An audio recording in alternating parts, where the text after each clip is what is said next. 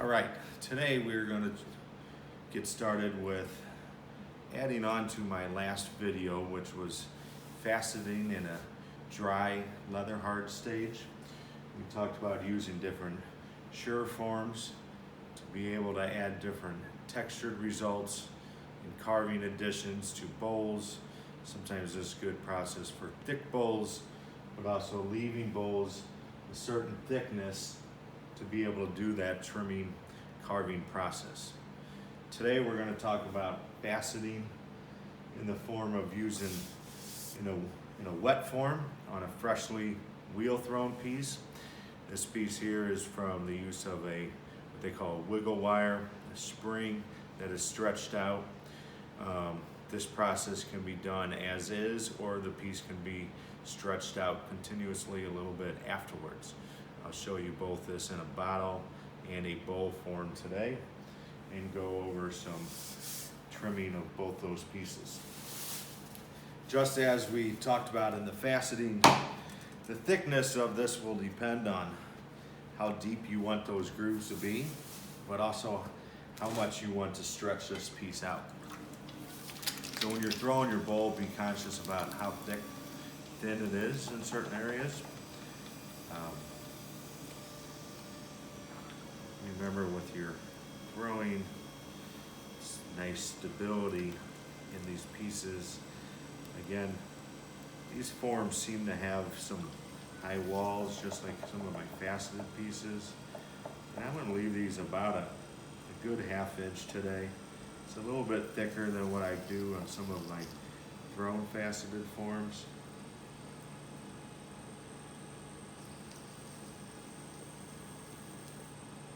This will give me some high walls.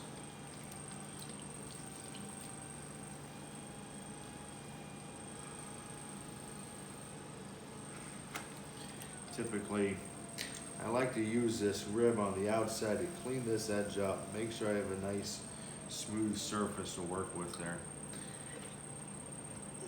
This bowl is thrown just in the same way as here again. It's thin in this area, thin air, but still enough clay to support that wall. Enough clay here to go through the carving process. And the carving process with this is going to be done again with our simple wire here. I have this wiggle wire, can be bought from your local pottery store or online. They have a couple different versions. This one here is a little thicker, wider. If I use this one, I really have to make sure I leave enough clay, because this one will really take some extra clay out. Any of these forms will work. I will also sometimes use a basic cheese slicer. The nice thing about the cheese slicer is this rolling bar here will stop you from going too thick or too deep. Some cheese slicers, this is adjustable, and those are really good ones to be using. I'm going to use a small wiggle wire here. And when I do this, anything is possible. I can take this wire and carve straight up. I like to get a little movement and kind of move this back and forth. And I'm not taking an area more than about 1.5 inches, 2 inches at a time, because I don't want to carve too deeply into that clay. And you can see I'm removing this clay right away. My wire is only going deep enough just to make sure that I don't see that wire. I don't want it popping out, because then it makes it tough to clean up. If I can get this in one good pull and not have too much extra clay, then I'm pretty much in good shape.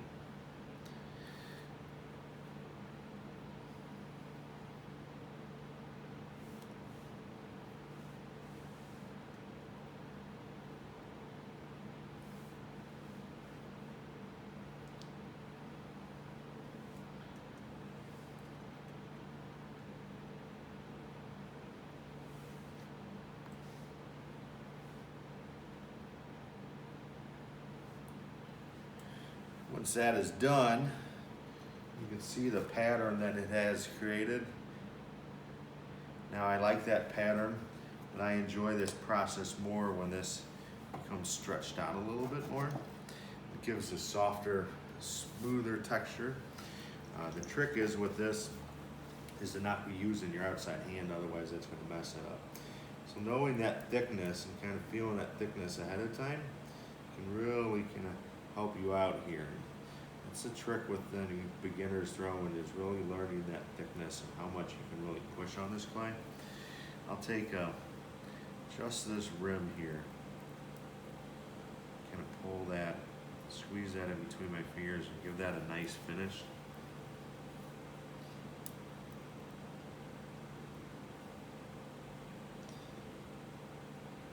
Form like this can also be done for a nice casserole or anything along those lines.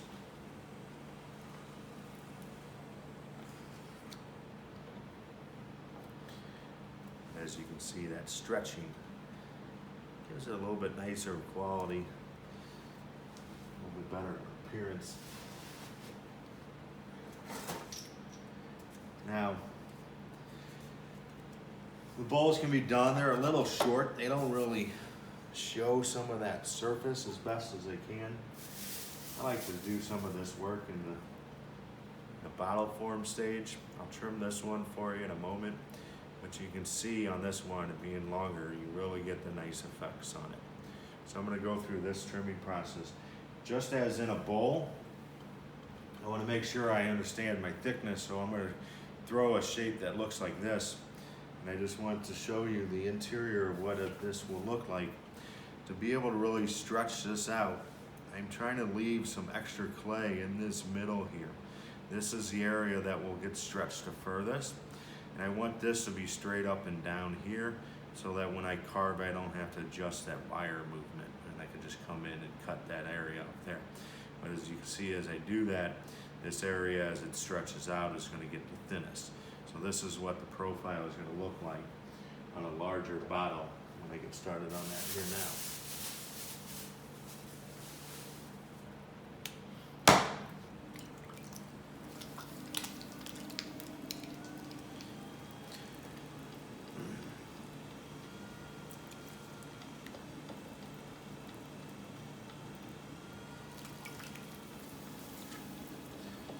Remember, when you're centering, throwing large and stuff like that, most of my pressure is coming from my left hand, coming directly from my hip. I'm just kind of pushing into the clay to really get that done through this direct motion here. That way I'm not using too much of my strength in my hands. I always tell students that if they're getting tired, huffing and puffing, grinding their teeth, then they're using too much strength in their hands.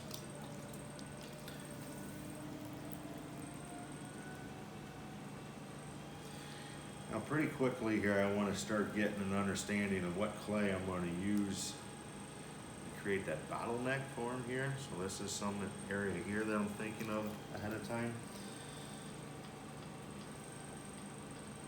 So it's not uncommon for me to kind of space some of this out. Kind of mark some lines on this piece so I kind of know what I'm working with directly.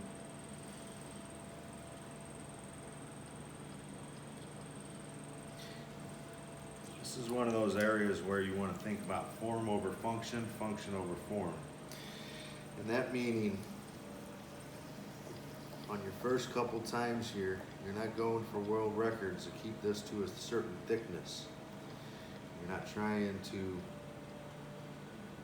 have this thing being light as a feather. That is something, as you learn these practices, something that you will gain. My inside right now is straight up and down. And you can see this roundness here. So if I'm giving this straight up and down on the inside, that gives me the ability to see my thickness on the outside. And once that is done, then I can take my hands, come in here, push this clay in.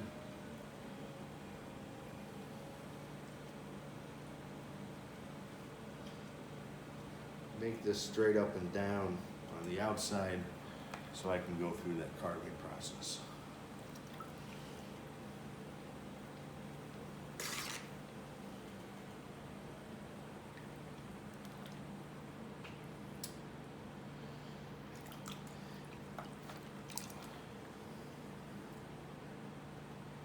you're unsure the first couple times that you do this, there's nothing wrong with leaving a little extra weight. Undercut this here to give myself a little bit better of a placement for my wire here. You can see I kind of really tighten up on this. It's a little extra long, so I'm really kind of getting my pinkies around this, making sure I have a good hold of it.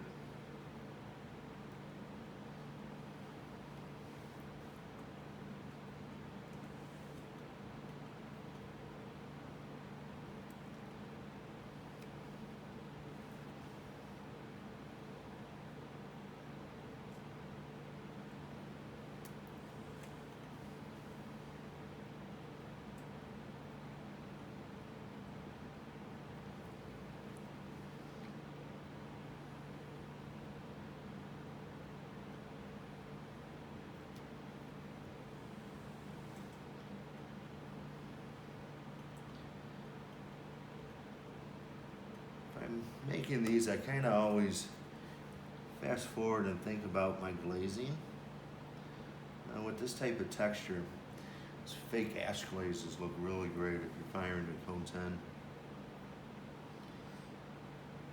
They kind of run down these areas and give you, add to that drippy effect.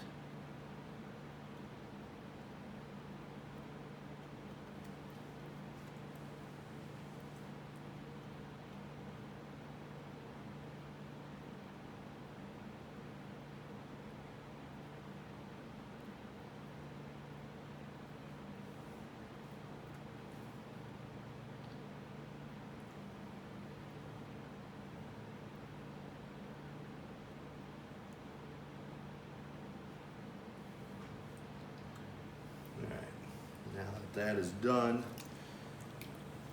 here my hand's gonna just, from the inside, gonna work this out. When I'm doing this, it's important to know that it's just not my fingertip pressing on this. I'm really trying to lose, if you see that area that's cleaned off on my finger there, this is the area that I'm really using to kind of push out on this. It's a little bit of a double process. Stretch out a little bit, then push into some.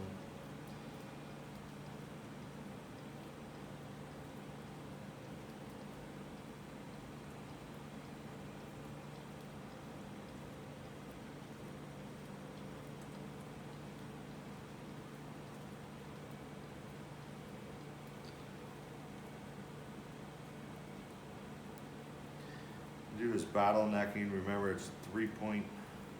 Taking 3 points of pressure, squeeze this in.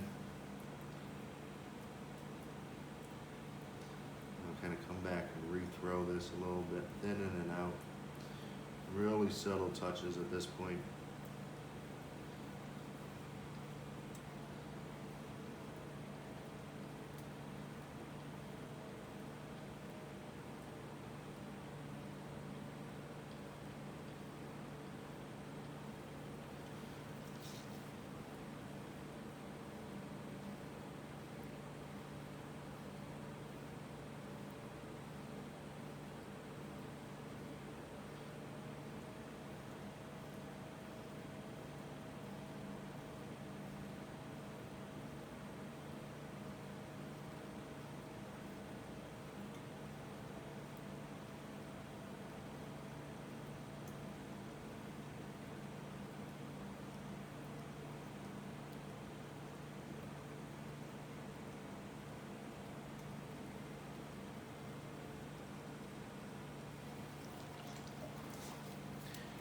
As you're working here and you're working that body, it might start getting a little loose. Mine's doing pretty good, but don't be afraid to get yourself a little low towards.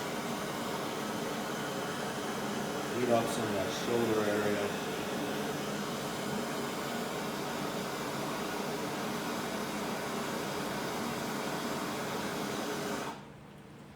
I'll make sure that stiffens up just a little bit for you, in case you got it a little too thin or if you get a little bit of a wobble. We'll come in here and use the edge of this rib. I really like kind of let the rib do the work for you.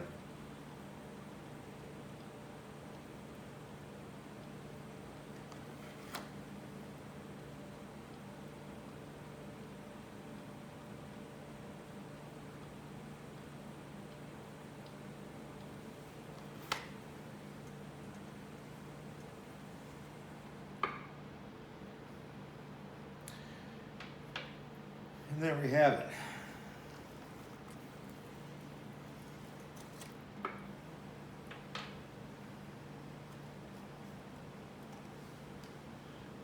Some of this, because of the process, it still needs to go through some trimming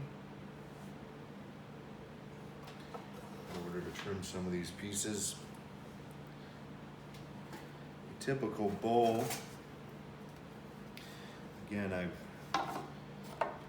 kind of a traditionalist when it comes to some of that, so I will just take my bowl that is set to be trimmed, I'll wet that rim, kind of just get it to where it's just a little slick. And get that to press down. That creates a suction cup, so the piece will stay in place while I go through the trimming. A lot of people will use the clay wads, not a bad idea. Typically I just avoid that sometimes for just a speediness due to some production pottery training in my history.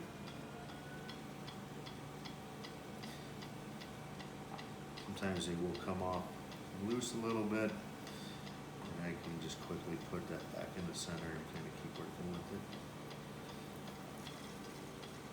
The wire tools that I use tend to not create as much drag,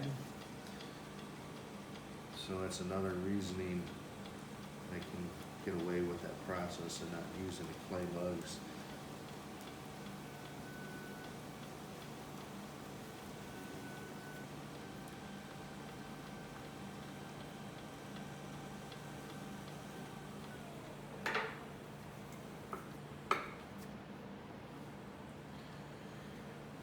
And as we can see there, a finished bowl with a faceted side using the wiggle wire.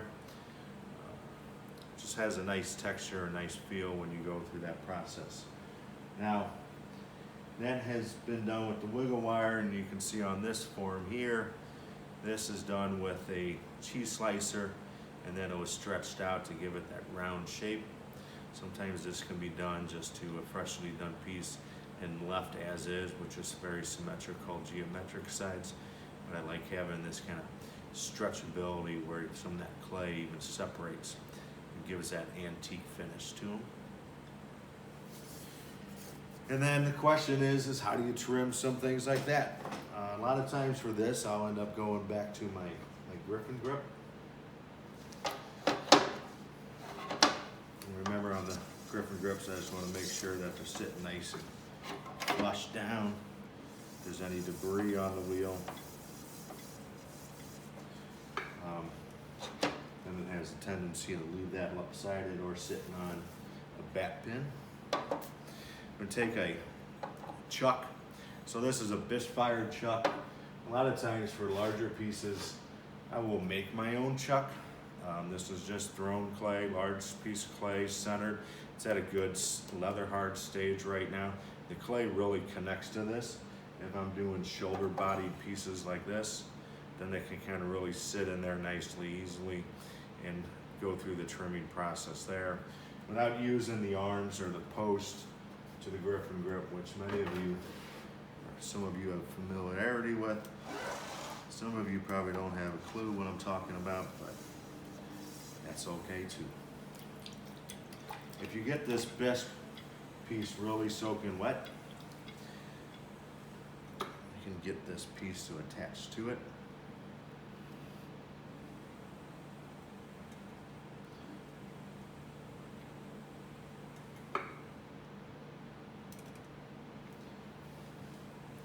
If I feel like it's not enough water, I can just take a sponge and just put a little bit of water in there. It's doing the same thing as what it was earlier. You might not get these perfectly centered again going through this process. That's all right. Once the wheel's stopped, it's not wobbling.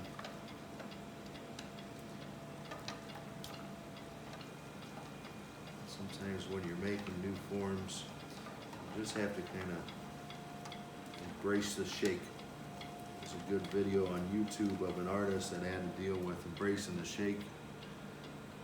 a neurological disorder that he had in his hand. He was a drawing artist. So if you get time after this video, you can look that up. It's titled Embrace the Shake.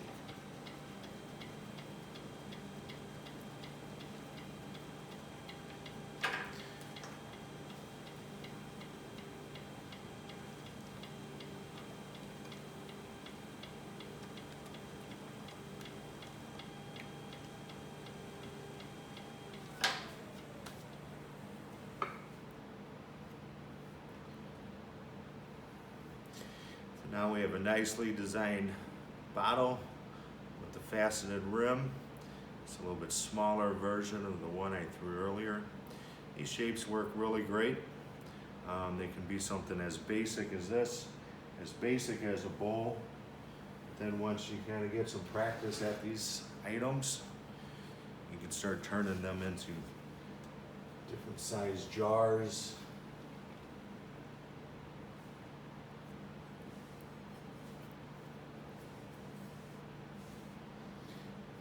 Lidded pieces, different rings and handles that have similar textures. So again, my name is Tony Borchardt, and if you have any questions, you can feel free to email me. I teach at Fontbonne University in St. Louis, Missouri, and this is for my students that are learning from home.